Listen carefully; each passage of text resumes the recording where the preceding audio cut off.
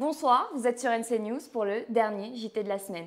Au menu de l'info ce soir, lancement des campagnes du oui et du non à l'approche, réaction en chaîne suite à l'affaire Steiger et entretien avec Jean-Gabriel Fagé, directeur général d'Enercal. Le week-end va définitivement prendre une tournure politique.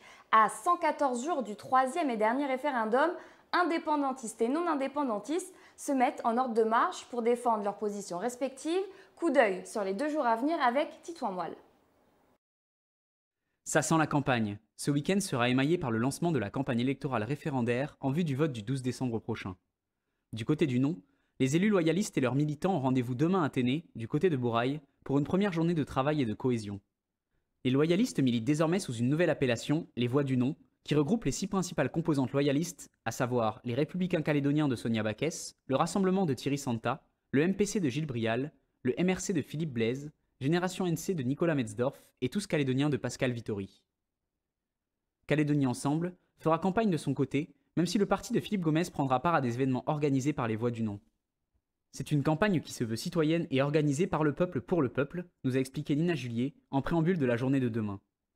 Journée pendant laquelle seront présentées la déclinaison de l'identité visuelle et la stratégie mise en œuvre lors de cette ultime mobilisation pour le non. Du côté du oui, des rassemblements sont programmés demain et dimanche à la salle Omnisport de Lansvata à Nouméa, un lieu symbolique pour débuter cette troisième et dernière campagne. Le pays n'est pas coupé en 3. Le pays part de Belep jusqu'aux îles. Et donc, c'est pour nous très important pour que dans la manière de s'approprier le pays, eh ben c'est ça, c'est l'ensemble du pays, les Suds compris, là où il y a beaucoup d'Européens. C'est une manière de dire, ben, eux aussi font partie de ce peuple que nous voulons construire ensemble, pour le vivre ensemble dans la paix. Il y a une dizaine de jours, le gouvernement de la Nouvelle-Calédonie lançait un appel au corps médical pour venir en aide à la Polynésie.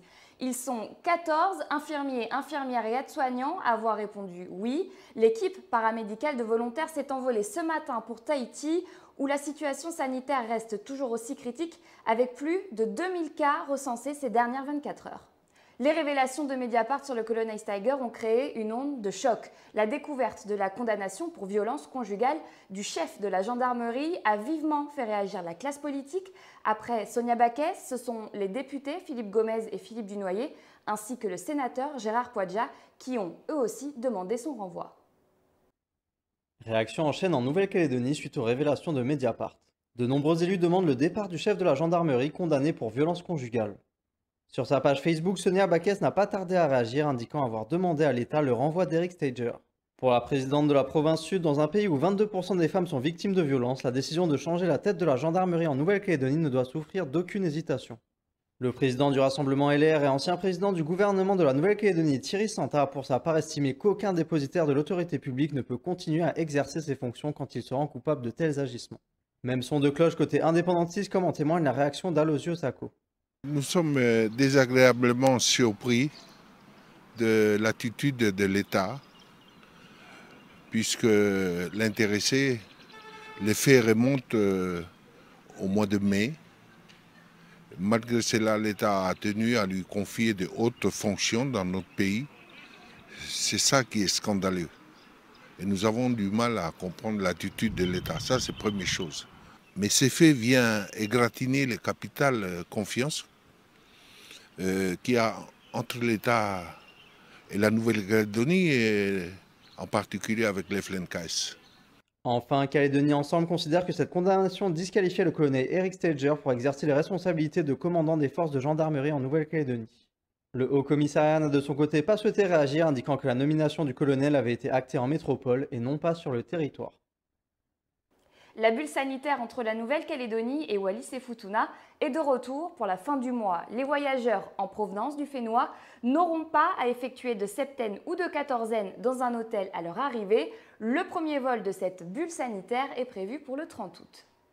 Adopté en 2016 par le Congrès, le schéma pour la transition énergétique, le STANC, doit être révisé en 2021. Où en est la Nouvelle-Calédonie en termes d'énergie renouvelable? On fait le point avec Jean-Gabriel Fagé, directeur général d'Enercal. Alors on en est où aujourd'hui en termes de transition énergétique en Calédonie? A priori, on est allé assez vite quand même ces 5 premières années par rapport aux objectifs initiaux. Oui, exactement. Pour la distribution publique, le STANC version 1 2016, avait fixé l'ambition qu'à l'horizon 2030, l'équivalent de tout ce que les Calédoniens consomment, les 110 000 clients de la distribution publique, c'est-à-dire tout le monde sauf la métallurgie, que cette consommation soit produite par des énergies renouvelables. Donc 100% de la distribution publique produite à partir de renouvelables. Exactement. Sachant qu'on ne partait pas de rien, loin de là, puisque historiquement on a un outil de production totalement renouvelable, c'est le barrage de Yaté. Il y a d'autres ouvrages hydroélectriques de moindre importance, mais on ne partait pas de rien, et les choses se sont effectivement un peu accélérées depuis 2 ans notamment, avec le constat d'une très rapide réduction des coûts de fabrication des panneaux photovoltaïques, d'autres équipements qui sont nécessaires à la réalisation de ces centrales de production.